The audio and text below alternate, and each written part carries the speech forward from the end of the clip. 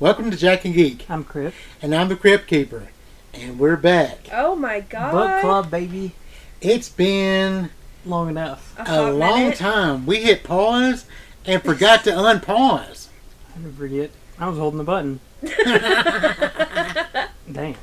It's just been a long year, y'all. It Oh has. my god. It's been long, slow, crazy. But we're back to it. At least for now until I decide to hit the pause button again. One of us will. And that happens. That just tends to fucking happen. Yeah. We're back for the Heroes of Olympus. Yay! That's the second series in the Percy Jackson series. Percy Jackson 2, The Quest for More Money.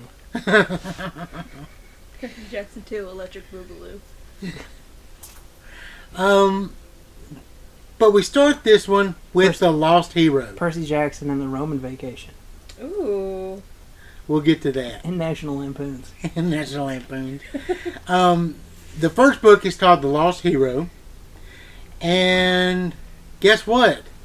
No Percy. No Percy. No Percy.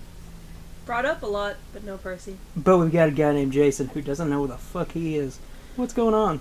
He doesn't know who the fuck he is, where the fuck he is, and why he's holding hands with this girl. He's like Mark Wahlberg. I've been there so many times.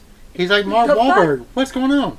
What is this? Except for the whole Korean or Vietnamese lady, but we're not going to talk about that. Damn it, Mark. What the fuck was that about? So we have our boy Jason. He wakes up with amnesia on a bus heading towards the Grand Canyon. He's sitting next to Piper McLean and Leo Valdez, who claim to be his girlfriend and best friend respectively. They explain that they, including the other kids on the bus, are from the Wilderness School, a school for delinquent or troublesome children, where Piper had gotten sent to for allegedly stealing a BMW, although she claims that people just give her things, and Leo by running away from his numerous foster homes. When they reach the Grand Canyon Skywalk, Leo and Piper try to get Jason to remember things as they remember them, but are unable to. Things get stranger for Jason when he finds a golden coin stamped with the word... Roman words? Roman word. I don't know, Roman. Thanks, Rick Riordan. I don't know Roman. Let me see. Rick. I don't know. Give me a second. Ay. It might just be the Roman numerals, honestly. I think so, but if it is... No, it has an S.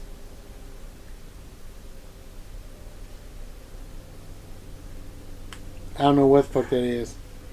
I don't know what the fuck that is. But then storm spirits show up. You looking up what the coin said? Keep going. Y'all can keep going on. Coach Hedge is there. Okay, it is Roman numerals. And says that Jason must be the special package that they were waiting for. And that's not something you want to hear. That's not something you want to hear. You never want to hear that, and especially when you don't have a memory. Unless you have a special package. He is a child, sir. They are children. After the spirits show up, Jason instinctually, without really thinking, uses the coin and realizes it turns into a lance. He says, when showing the other campers that he is... he learns that it can turn into a lance when showing the other campers that he is the son of Zeus by calling down lightning. It was later destroyed... No, this... He fights storm spirits, but it's Where's that? especially one called Dylan, who is Bitch, but who is like a part of the group, like the camp group. Yeah. Oh, yeah. And is trying to get in on his girl. And the Piper is like, the fuck? No. And he's like, but baby, I'm right here. And Jason's like, nah, man, we about to fight. we about to fight. Uh, The storm spirits take off with Coach Hedge. Yep. He was a satyr. They find out because they get pushed off the edge of the thing. And he has to go get them. Boy, It's the that goal. delay. And it turns out that Jason can fly. Not really fly. Step on the wind. Listen. I mean, it's different than flying. It's like how the Flash does it. But the Flash does it because he's so fast. But Jason can step on the wind and go up or down. Yeah. He can't really just fly off like a bird or anything like that. After this big fight, everything is like ruined. Piper's like clinging on to Jason for dear life. Hedge is trying to get Leo. They're trying to figure out what the fuck they're doing. Camp Half-Blood comes in. 2 demigods, Annabeth Chase My baby, my girl. and Butch, a son of Iris, suddenly appear on a Pegasi-drawn chariot. They claim that they are looking for a half-blood who has been missing for 3 days, and that the answer to finding that half-blood was with the guy with one shoe, Jason, who had just lost a shoe in the ensuing battle. Yes. I know. Doesn't that sound such like Rachel said that? When I read that, like I knew it was Rachel, but I was like, that's Rachel. Or whoever said that. Rachel said, look for somebody with one shoe. I don't know, do with a shoe, whatever. I heard it and I was like, I know she's Oracle now, but like Rachel. Rachel sleeped out through that one. Though Jason knows nothing, and though Annabeth and Butch do not find who they are looking for, they all board the chariot anyway and go to Camp Half-Blood. After they crash in the lake due to some other unruly storm spirits, Leo is almost immediately claimed by Hephaestus, the god of fire and forges. He is then taken by the Apollo head counselor, Will Solace, to see his new cabin and siblings. Meanwhile, Annabeth notices tattoos on Jason's arm. A dozen straight lines, an eagle, and the letters SPQR.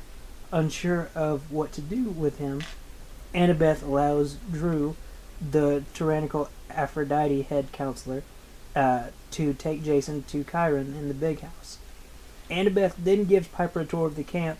There, Piper manages to claim the dagger Catoptris as her own weapon.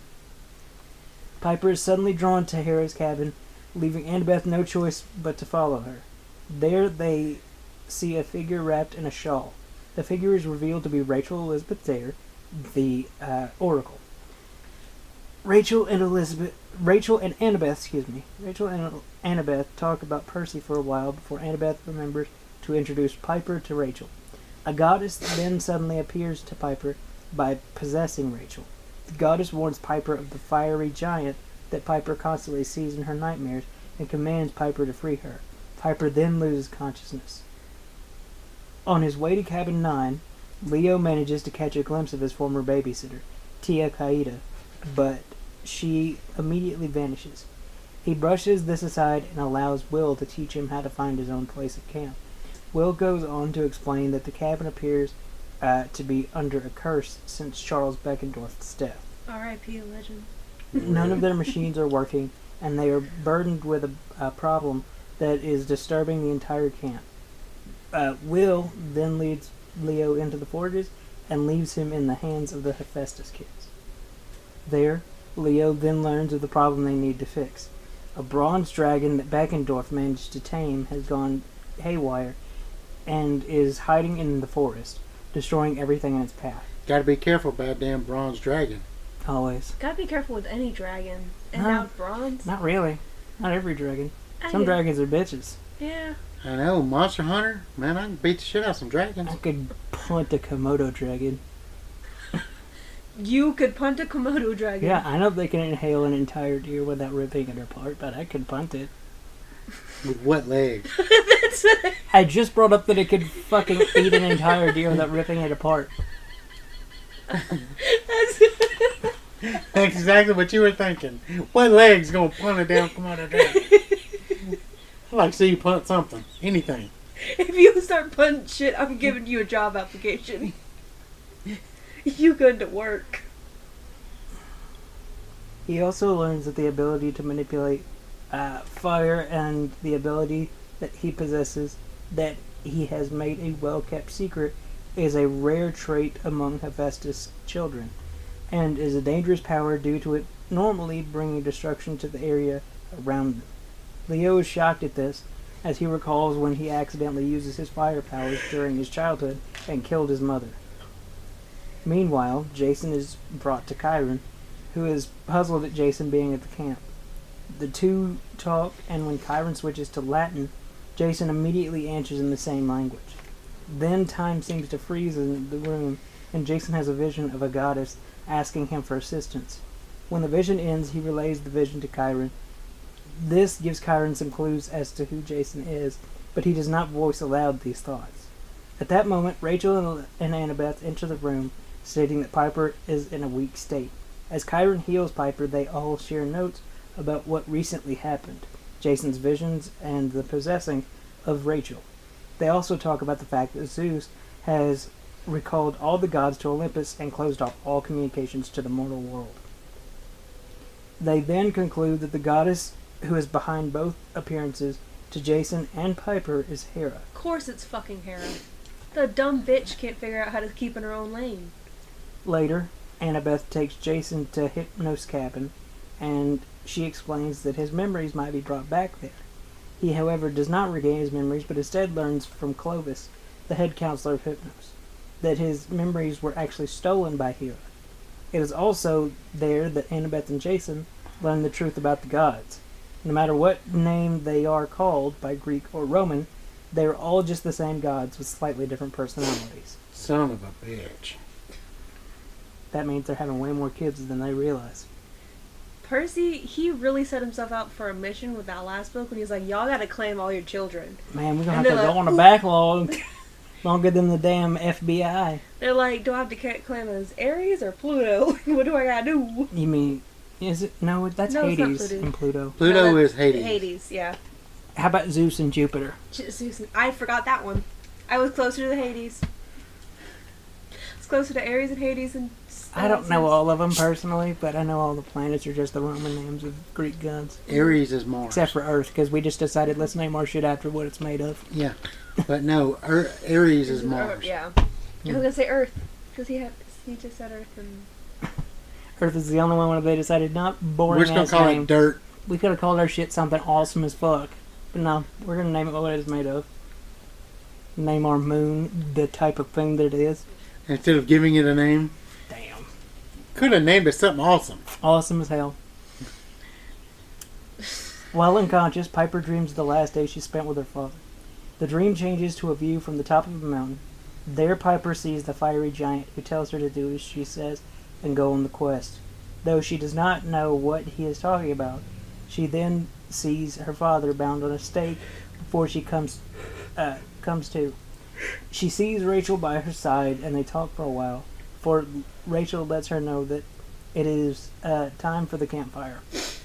The night at the campfire, Jason proves himself to be a son of Zeus, whom he initially calls Jupiter. By flipping his coin this time, turning it into a lance, and calling a bolt of lightning down from the sky, he then accepts a quest to save and release Hera from her bonds by the winter solstice in 4 days. This book seems like it takes longer than 4 days. If you think about the way that they're structuring it, no. Yeah. But it's just the fact that the book isn't itself long. But when you think about how they've structured it, a lot happens in one single day. Yeah. Well, They it's the same thing constantly with the are first- doing something. With the first Percy book, it seems like it's a long fucking, time. Yeah, but before they get... most of the books take a couple weeks to get done. I think the first one was 1 week. 1 Yeah. week. Yeah, but this But is... that's still more than 4 days. 4 days. Yeah. That's half a week. The major part of half a week. Yeah. What was it? Prophecy. Rachel Elizabeth there issues a new prophecy. That demands the need for a child of Hephaestus and a child of Aphrodite to accompany Jason. Leo volunteers and Jason accepts with the one condition that Leo must find air transportation, as Rachel's prophecy warns them to beware the earth. Ooh, ground. The fuck are you, a Pokemon? You weak to ground type now? Percy can't go in the air, they can't go on the ground, they They literally just got to split up. Drew volunteers to go on a quest as well, but Piper intervenes. Drew, however, reminds them that Piper is still unclaimed, and because of this, is forbidden to go on any quest. Piper insists and unknowingly uses charm speak on the listeners. Their argument is cut when Piper is suddenly dressed in a Greek chiton and surrounded by a pink aura. It becomes apparent that she has been claimed by Aphrodite as the goddess gives her blessing, thus allowing her to venture on the quest. She is then proclaimed as the third quest member. She's got to go on this shit dressed like Princess Peach now? Yeah. Yeah. That sucks. That does suck. Sucks to suck. And knowing that she likes to dress really down. Very casual. Yes. Very just simple. Now she's got to go through this shit dressed like Princess Peach. Well, hey, at least she got that double jump float ability. Yeah, hell yeah. Hell yeah. I love that shit in Super Mario 2. The problem is Jason's got that fucking ability. He's Luigi, though. He's just got a really long jump. He is Luigi. After being claimed, Piper is given a bunk at the Aphrodite cabin, but Piper quickly learns how Drew treats those under her. Drew uses her charm speak to always get her way and punish anyone that disagrees with her. Drew also forces any member to perform an initiation ceremony, which is to make someone fall in love with them, and then breaks their heart. What a bitch. God, that's such an Aphrodite thing. That's such an Aphrodite thing. Aphrodite wouldn't do that, though. Aphrodite loves people. Yeah, but it's... Do people love Aphrodite? No, but she makes people love her. She makes people love her. That's the point. That's the straight up point. Drew believes that breaking hearts is what love is all about, after mistaking the true reason Aphrodite always leaves her lovers. And that Selena Beauregard and Charles Beckendorf's death was a result of Selena's breaking the tradition. I was so pissed when I read that. I was like, don't you dare. Don't you fucking dare, bitch. Selena was a traitor. Hey, yeah, she'd be twisting the morals and reasons. She was a traitor. But she's twisting the reasons. Yeah. Hey, she died a hero. She did die a hero. Doesn't mean she wasn't a traitor. Doesn't mean that at one time you weren't a traitor, and that a traitor's always a traitor. Once a traitor, always a traitor. You go and betray again. If you're willing to do it once, you'll do it again. Yeah. Do I have to write you an 18-page letter front and back then? Yes. Once a cheater, always a cheater. Oh shit, is that Rachel thing you posted? Yes. Bringing friends back into it. Piper disagrees that breaking hearts is what love is really about, but Drew turns the tables on her by asking what love is really all about, if not breaking hearts. When Piper can't think of a response, Drew only continues to mock her. Leo is able to obtain air transportation by managing to fix the bronze dragon, who he names Festus, which means happy in Latin. Adorable. Which is fucking weird. Hephaestus. Festus means happy. What does Hephaestus mean? That's Greek, though. It's not Latin. They're cousins. Funny words. They're language cousins. They're Funny not letters. language cousins. Latin is different, a lot different than Greek. Yeah, Greek's still around. So is Latin. Dead language. I know a lot of people that speak Latin. Nerds brought it back. I know a lot of people that speak Latin. Because they're nerds. I know people that speak Klingon. That doesn't make it real. The Catholic Church never quit speaking Latin. Oh, yeah? Yeah. Oh, yeah? Yeah. Yeah? Yeah. Yeah, well, Sinead O'Connor's dead, so maybe they're powerful. Damn.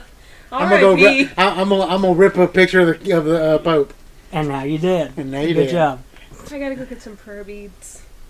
Festus leads Leo to an underground workshop where Leo finds wings and attaches them to the dragon. Jason, on the other hand, explores the Zeus cabin while waiting for the transport. He then finds some pictures that the former occupant, Thalia Grace, had left behind. These photos include one which shows Thalia, Luke, Castellan, and Annabeth before they had reached the camp. At that point, Annabeth comes in. All my homies hate Luke. Not all of them. All my homies hate Not all of them. Trust me, there's plenty of your homies that like Luke. The same homies that like a lot of bad guys on TikTok. Okay, but I'm talking about Luke in this Yeah, but portion you said medium. all your homies. Yeah. And Most I know I've seen people cosplaying Luke on your TikTok trying to redeem him. Just like they try to redeem a ton of people You on it. can't redeem Luke. You can't redeem Luke. Luke was a jackass. She got all kinds of people. Jason Todd, can't redeem him. He's a fucked up person. He killed a bunch of people. You can redeem Jason Todd. No, he killed a bunch of He people. kills bad people. That's still killing people. So? How many people you got to kill before you're also a murderer? Does it matter? A little bit. Here's the thing. Those bad people might have a family. Don't be bad. Don't be bad. They deserve to die. Maybe, like Bruce says, they could get better. No, kill them. Some of them do get better. No, kill them. Don't give them a chance. Penguin got better. Don't give them the chance. Penguin got better. Don't give them the chance. Rehabilitation. No. Damn. If rehabilitation worked, then Batman wouldn't need to be Batman. And Jason wouldn't need to be Jason. And Dick wouldn't need to be Dick. Hey, Dick does the same shit Batman does, but it works. But it works. Bloodhaven is crazy about rehabilitation, and it works. Maybe it's just Bruce. No. Maybe it's just No, Bruce. there's no rehabilitation for the Joker. Not for the Joker, but Kill him. for a lot of them, yeah. Just get Bane off the Venom. He's just a scrawny dude. He'll get over it. No, he's not. He's not scrawny. He's still big without the Venom.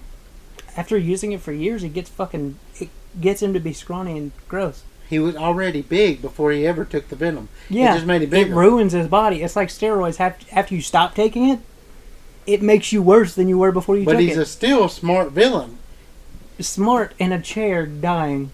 Batman Beyond. Damn. Look, you're a genius. You're comatose. What's that going to do for you? That's true.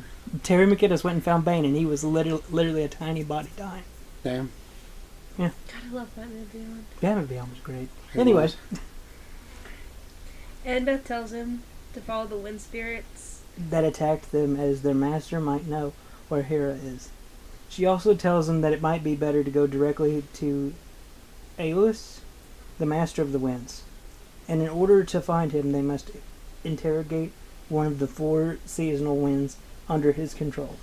Preferably the god Boreas in Canada. I assume that's why Aurora Borealis has that. Yes. And he is the friendliest. Their conversation drifts to the pictures on the wall, and Jason asks after Thalia.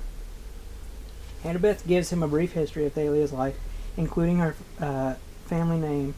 A shard of Jason's memory ignites, and he asks Annabeth to keep a secret what he would divulge to her. She hesitates, swears on the river Styx, and Jason reveals to her what he now remembers. His family name is Grace, and Thalia is his sister.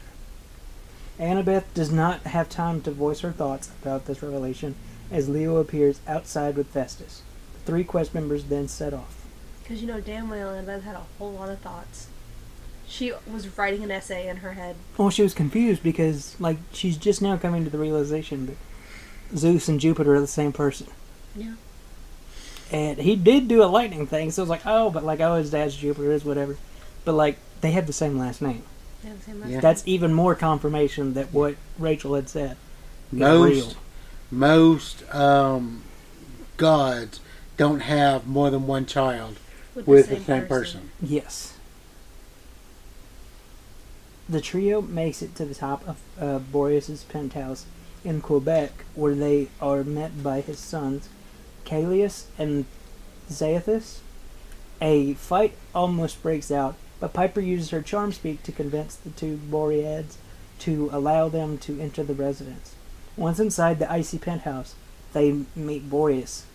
Boreas's daughter, Chione, the Greek goddess of snow, whom Leo almost immediately feels an attraction to, despite the fact that she is very cold, both literally and figuratively. My first girlfriend turned into the moon. Callias and Zethus do not let Leo go in the throne room, as Festus may cause trouble. Though Leo manages to compact him into a briefcase, they still do not permit Leo to enter, as they can detect that he can summon fire. Jason and Piper then proceed to meet Boreas. While speaking to the North Wind, Piper is revealed to be able to speak French, as it is the language of love. What did they do before they were French people? Oui, oui. Hey, hey! Oh. Love. Pretty sure Taken happened over there. Didn't Did Taken it? happen over there? I don't know where Taken took Pretty place. sure Taken happened in I France. think Taken happened in France. That's not At very least loving. one That's of not them. very loving. That's At least It one was of them. France. It was France because the Dragon the dude outside the airport was speaking French. Yeah. Son of a bitch.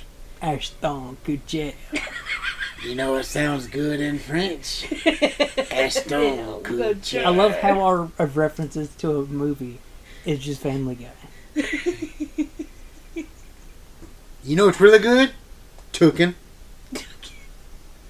Boreas then tells them that Aeolus is angry with the gods when they defeated Typhon in the war, as it had released a wave of wind spirits, and he is expected to control them. Because they are gods, Boreas explains Aeolus cannot take out his anger on them, and instead does so on their children, the demigods.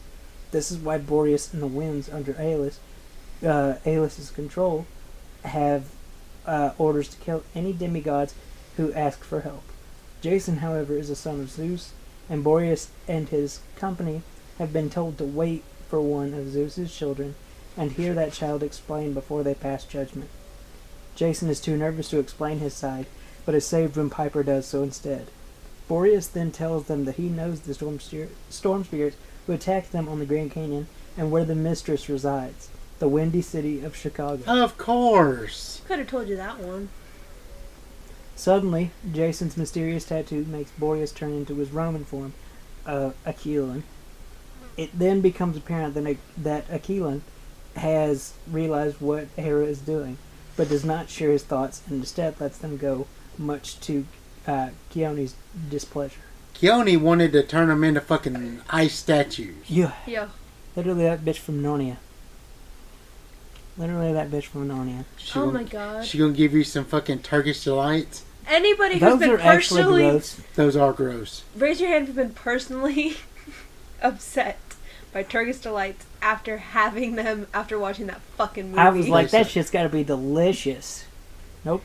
Personally victimized. Nope. Turkish delights suck. They fucking. They do suck. So you betray your whole family for that disgusting ass. No, I'm betraying my family for a fucking talking line, though. Yeah. Jesus allegory. Jesus allegory. That whole movie was Jesus. Yeah. You know they're making new Narnia movies. You know the it- fuck they aren't. Yeah, they are. Hey, no, duh, it was Jesus. Do you know who wrote it? Super Christian. Yeah. Super Christian. Super Christian. Ugh. Those are good movies. They just had to change the initials in his name to S.C. Lewis. Super Christian Lewis. Super Christian movies. As they travel to Chicago, Piper dreams of the fiery giant again. This time she can no longer see her father tied to the stake. The giant, who reveals his name as Enceladus, tells her to come to him at noon on the solstice, and she may live with her father. He tells her to betray Hera and her friends, for they have all done nothing for her, but she refuses to. Piper wakes just as Festus falls from the sky. Jason manages to grab her and Leo and keep the three of them free falling before Festus crashes onto the ground. Jason loses control of the winds, and they fall into a warehouse below. They then figure out that they are in Detroit. Well, that makes sense because you can't have shit there. Can't even have a fucking Festus in Detroit. Can't have shit in Detroit. Sensing that they need a moment in private, Leo goes to find and try to fix Festus and leave the two inside. Leo discovers out that the control disk of the dragon has iced over, which is quite impossible as it must have been too hot for the ice to form. He summons the supplies from his magic tool belt and cleans the disc. While doing so, he then sees the figure of an earthen woman, the same woman who had appeared to him that fateful night in his mother's workshop, and the real reason why his mother had died. The woman tries to convince Leo to leave his friends, but Leo refuses to, and instead smashes the woman with a nearby porta potty. He then hears a commotion inside the warehouse and summons a hammer before he goes in. There he finds that 3 Cyclopes have captured Jason and Piper inside their closed-down car plant. There are some good Cyclopes and some bad Cyclopes. Tyson and not Tyson. Tyson and not Tyson. Leo builds a remote control and attaches it to a robotic crane, which he uses to destroy 2 of the Cyclopes. He then manages to bait the third Cyclops, Ma Gasket, under a car engine held by a rusting metal chain. He shoots at a concentrated burst of fire from his fingertips, which causes the chain to snap and release the weight, flattening the Cyclops. However, as they celebrate their victory, Ma Gasket and her two sons, Sump and Torque, instantly begin to reform. Which is really fucked up. They should be They're supposed to in take Tartarus. a while. Yeah, they should be in Tartarus. Yeah, and there's like a delay of even that, them getting there and reforming and coming back to the Yeah. main It world. takes And centuries, weeks or centuries. is not what- minutes. Not minutes. At least that's what it was explained to us before. They then reach Chicago and find some wind spirits, which go into a sewer. Leo sends Festus off, but not before telling the dragon to come when he blows on a plastic whistle that he summons from his tool belt. While camping in the sewers, Leo Valdez talks about his fire abilities, branding it as a curse, but Jason retorts and calls it a gift. After getting some sleep, they explore the sewer and find an elevator with a directory on its side. They ride the elevator to a shopping mall owned by a beautiful older woman who introduces herself as Princess Caucus? Princess of Caucus. Princess of Colchis. The princess invites them to shop for a while, and though Piper is immediately suspicious of her, Jason and Leo follow the princess's orders without fault. They then Men. spot Coach Hedge in a cage where he is still frozen in a fighting stance. Do you have something to say? I just said men. Meanwhile, the woman is impressed that Piper has not succumbed to her enchantment and reveals that she is using charm speak on the boys. Bitch. The princess orders Jason and Leo to fight each other, and almost do so, but by this time Piper has figured out who she is and tells the two the princess is the sorceress Medea.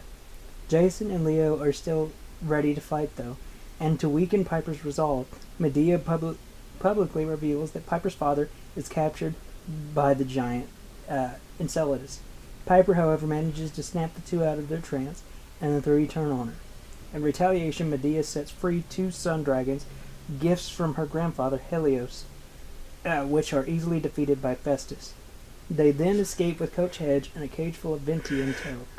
They then fly towards Aelus's fortress by following a vapor trail which is only visible to Jason One of the and things. Festus.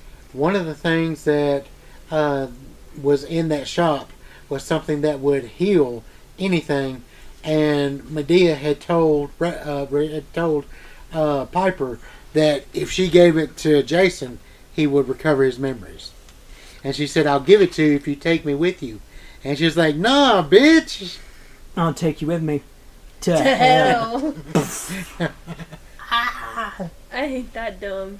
I'm a dumb bitch, but I ain't that dumb. Dumb bitch. Hope she ain't that dumb. Leo later has a dream in which his father, Hephaestus, appears to him for the first time. Hephaestus explains that Zeus closed off Olympus because he felt that it was high time that the gods returned to the traditional ways where they were more distant with the mortal world. In addition to Percy's that, not there, so he can just dip. yeah, I he's mean, like- as long as Percy's gone, he's like, rules, schmoles, whatever. I only promised Percy. Percy ain't here, so I ain't got to do shit. Did y'all hear anything? No? That's what I thought. We leaving. In addition to that, the bad things that were happening may be stopped if the gods withdrew from the world. Yeah, because that's what happens. Bad things just stop. Hephaestus then tells Leo that he was watched over throughout his life, and that he gave the gift of fire to him for a reason. Hephaestus cryptically adds that nothing lasts forever, but that everything can be reused before disappearing. Leo wakes to a malfunctioning Festus, as the weight of the three people in two cages is clearly too much for the dragon. Leo tells Jason to take Piper and fly away as he tries to fix the dragon.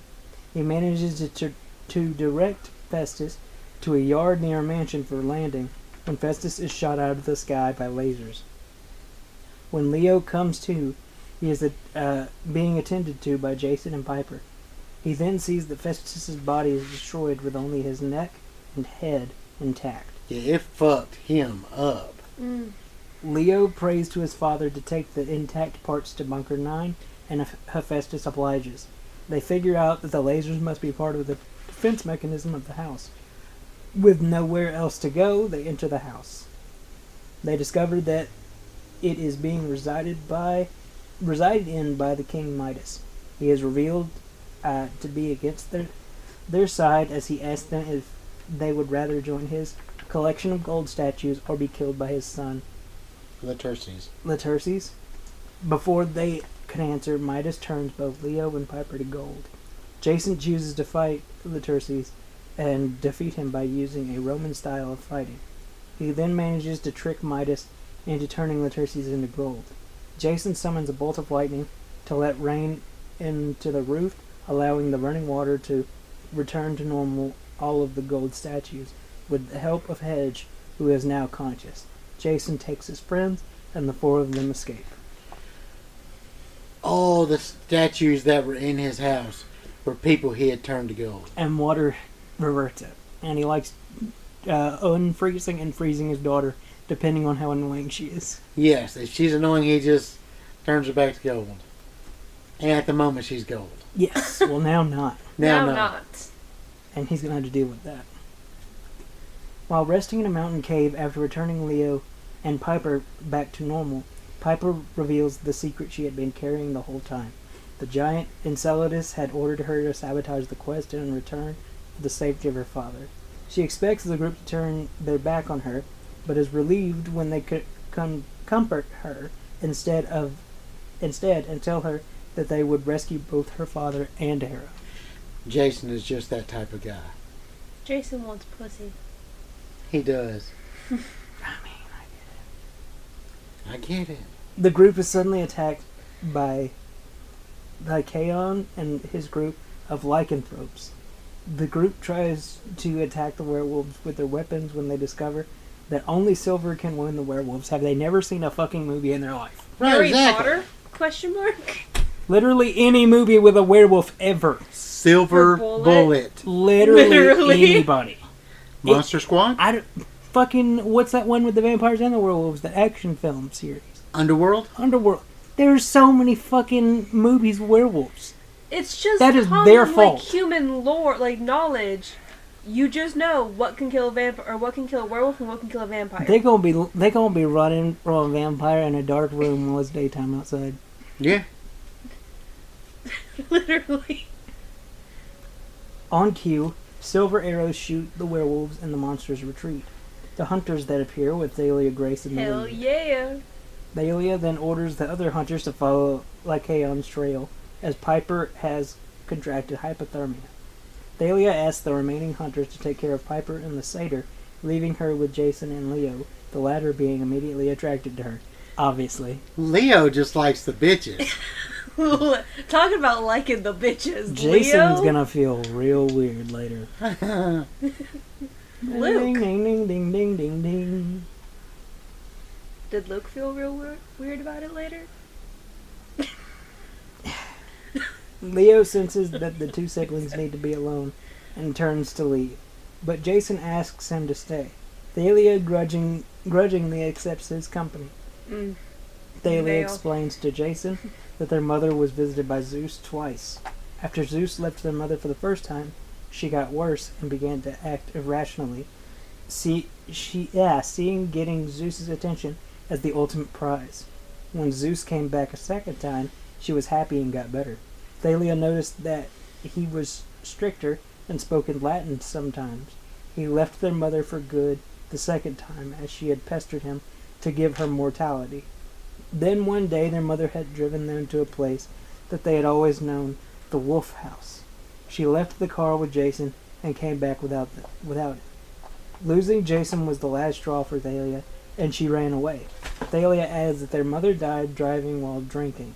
She then tells the two that Artemis had set them on the trail of Lycaon, as it would lead them to their missing friend. Thalia then leads them to Aeolus Palace, a floating mountain. In order to enter, they must cross a frozen bridge. As they are crossing, Leo suddenly gets an idea. He voices this out loud and says that perhaps Jason was a bridge between places, an exchange. As an exchange goes both ways, then the missing half-blood must be the one sent to the other side. Basing his thoughts from Jason's dream, he also thinks that Hera is kept in the Wolf House. He gets excited by these ideas that causes him to burst into flames, thus melting the ice bridge, while Thalia still has yet to cross it. Thalia tells them that the hunters will go to the wolf house and hold it while they rescue Piper's dad from the giant. She also says that Jason already knows where it is and that they'll meet again soon. They go up the mountain and are escorted by an Orameli, the assistant of Alice, whom they mistake for a ghost. When they finally meet Alice, he turns out to be a weather reporter type figure who gets his command from the gods and therefore his forecasts from the gods. Because the gods are constantly changing their decisions, it causes Alice to do the same to his forecasts. The group concludes that because of all this chaos, Alice must be mad. Alice then explains that because he is the master of the winds, all things carried by the winds, secrets include come to him in time. The group proceeds to give him the caged Fenty, both as a gift and to be in his good graces. Alice then stops the order to kill demigods and tells them that he was just cranky. Through an earpiece, the children's godly parent ordered him to reveal the location of Enceladus at Mount Diablo, and he obliges. He also gives Leo the crayon drawing he had done when he was much younger, explaining that all things lost to him eventually. All things lost come to him eventually. He also is about to send them on their way when he gets a call from an anonymous source that tells him to kill the group. He relays this message to them and says that the authority of the caller overrules the authority of the gods, and therefore he must comply to the caller's wishes. He then sends his harpies to kill them. Fucking harpies, man. Fucking harpies. The group dash to one of the many tunnels of the mountain leading to the open air. Melly, who was formed after an attachment to them, especially to Hedge, helps them escape. She and Jason are able to control the winds to cushion their fall as the violent winds chase after them. Melly wraps them in a breeze just as the winds hit. Piper opens her eyes to see her mother, Aphrodite, standing before her. They are back in Medea's department store. Aphrodite advises her daughter by telling her that being a child of Aphrodite does not mean just being a pretty face. She goes on to explain that some of her children are destined for greatness due to her unique lineage. Aphrodite then gives Piper two things: a vial filled with a potion that only erases recent memories, and an invaluable piece of information. Aphrodite reveals the identity of their true enemy, the most ancient goddess and the mother of all, Gaia. Piper wakes to see that the group has been transported to San Francisco, courtesy of Aphrodite. She then discusses what she has learned to the group. They see Mount Diablo in the distance and prepare themselves for what they might encounter. I think Rick has a thing against San Francisco. A lot of people have things against San Francisco. I have a lot against San Francisco. Including California. Yeah. I just, San Francisco is just a real sore spot for this man. The best thing they got going is Rice-A-Roni. It is a San Francisco treat. Beep, beep. Rice-A-Roni ain't even that good. I like rice-a-roni. I like rice-a-roni, but I'm not reaching for it. I'll eat the shit out of some rice-a-roni. Mm-mm. Really, I'd rather have that other stuff. What's that other one called? I don't remember what it's called. But it's in the green package. Fuck if I know. I don't know. I think I know what you're talking about, but I can't remember We're the not name going of to it. spend 20 minutes. Me working at a grocery store? You work at a grocery store and you can't even tell me. She's at the front. She's not a stalker. You're supposed to know more than them. No! She's supposed to know what shit is and the aisle number. Not what shit's in the aisle. It says on the sign. They get to Mount Diablo via taxi. The males of the group try to distract Enceladus while Piper frees her dad, but Hedge is almost immediately knocked out. As soon as Piper's father is free, the giant summons Earthborn to kill them. Leo manages to get a hold of a construction crane to destroy most of the Earthborn, and Piper kills the last. Jason fights Enceladus, but is unable to defeat the giant as he is being aided and healed by the Earth. Jason's lance is then destroyed and unleashes an explosion that blows a massive crater on the mountain. With nothing to combat Enceladus with, Jason then prays for assistance from his father, offering his life in return for help. Zeus answers, and his lightning bolt transfers through Jason into the giant, who falls into the crevice it creates. For the only way to kill a giant is for a god and a hero to kill it together. Yep. Don't give your life up. Don't be a dumbass. The group gets a helicopter with Piper's charm speak ability, and they are all flown to Oakland Airport. During the trip, Tristan McLean is visibly shaken by his experience, causing Piper to make the decision to give him the vial Aphrodite has given her as soon as they land.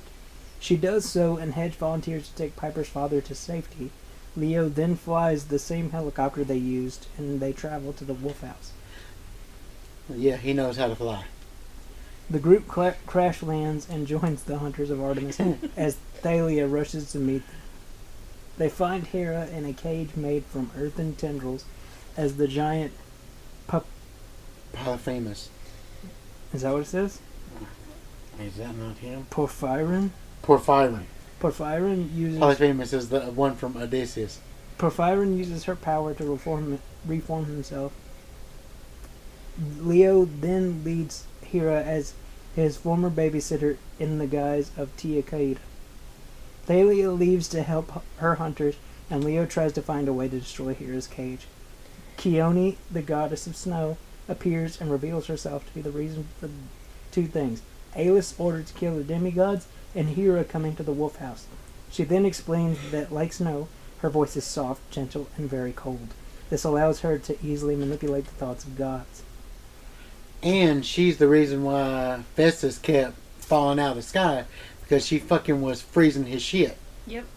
Chione goes on to tell them that because the Wolf House is a sacred place for Jason's group of demigods, they would be appalled when they discover his corpse with the bodies of his two Greek companions. This would cause them to think that Greeks had conspired with the giants, causing a war between both lines of demigods. She then offers Leo a place beside her, as she knows that it is attached to her. Leo is stunned, but he refuses and charges to fight her. While Leo combats Chione, Piper holds her own against the Earthborn.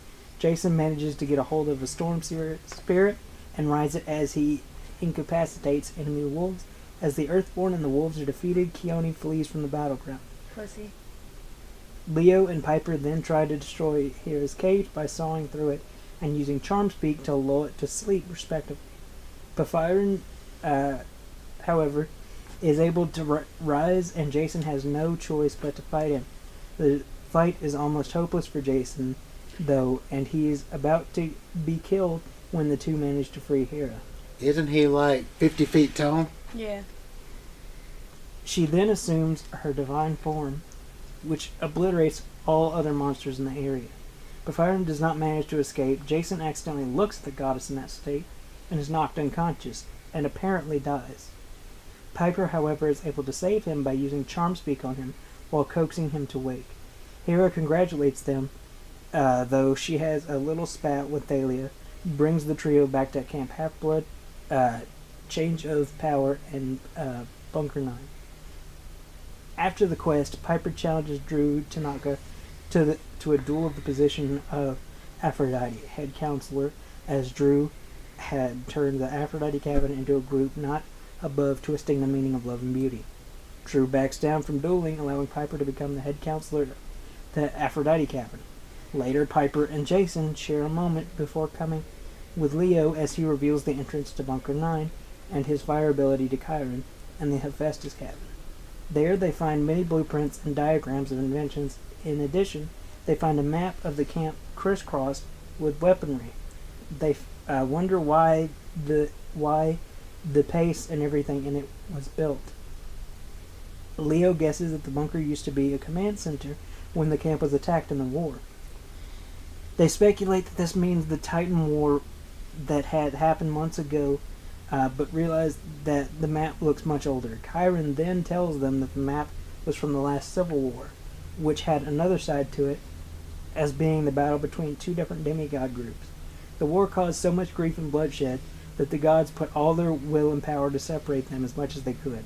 The bunker, Chiron goes on, was only visited during times of great unrest, as it awakens many horrible memories.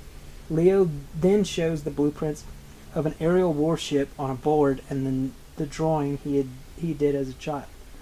The people present are amazed because the two are completely similar and the blueprints must have been made a century ago. They also realize that Festus's head is the masthead. The Hephaestus cabin decides to take the project even though they only have 6 months to build the warship. Leo is then proclaimed head counselor of the Hephaestus cabin and names the ship the Argo II. As the giants had mentioned that the gods must be destroyed at the roots, the trio plans to travel to and protect the gods against God's ancient homeland in Greece. While in Cabin 1, Jason Grace is visited by Juno. She promises to watch over him as his patron and gives him a new gladius to replace the coin. Apparently it means Julius, which is just Julius. Piper then comes in to bring him to the council of cabin leaders at the council. Jason reveals that both Greek and Roman demigods were never aware of each other. While the Roman conquered the Greeks and the Greeks had thought the Romans were barbarians, they had always respected each other. The Romans for their military prowess and the Greeks for their rich culture. Jason also reveals that the Titan War last summer, the Roman demigods were the ones who stormed Mount Aetherius, and he himself defeated the Titan Krios. The council decides on a plan building the Argo II and find the Roman camp in San Francisco. Annabeth then asks to come with them. Jason accepts as they reveal that the missing Half-Blood, Percy Jackson, as the war leader of Camp Half-Blood, was traded with Jason to the Roman camp and then probably has no idea who he is. Poor Percy. Poor Percy, man. Mans can't catch a break. I mean, that's the life of a demigod. I know. You don't get a break. You don't get a break. And, I mean, you do. After you're dead. After you're dead. You get the break of you now go to the underworld and they decide where you go. That's your break. But that's pretty much it. So what'd you think of this book? I liked it. I liked it. A lot in one book. A lot. There's A a lot lot. in one book. The next book is about half the size. It really is. Yeah. But I'm sure a lot happens there too. It does. It does. But that's fine. A lot of questions you had from the Percy Jackson and the Olympians, some of that gets answered in this book. Yeah. Adding the fact that the Romans were fighting people at the same time really makes you be like, oh crap, they've been here the whole time. Like What, it's a what small completely things could we have different missed? world. And I've read the second book now because Couldn't wait. couldn't wait for these two fuckers. It really shows you like the parallels of the two books, of the two worlds, basically like Greek and Roman, and it's so interesting. I can't wait for you to read it. I can't wait. Well, we're going to get started reading on it. It's called The Son of Neptune. I wonder who that's about. I had to go through some shit to find the Audible for this damn book. Oh my god, I know. Yeah, but we did end up finding it, so we're good. But this was a great book. This is a really good series. I'm glad he wrote it. The Percy Jackson show coming out soon. I hope we get something to do with some of this later on. How soon is soon? I don't think we have a date yet. We don't have a date yet.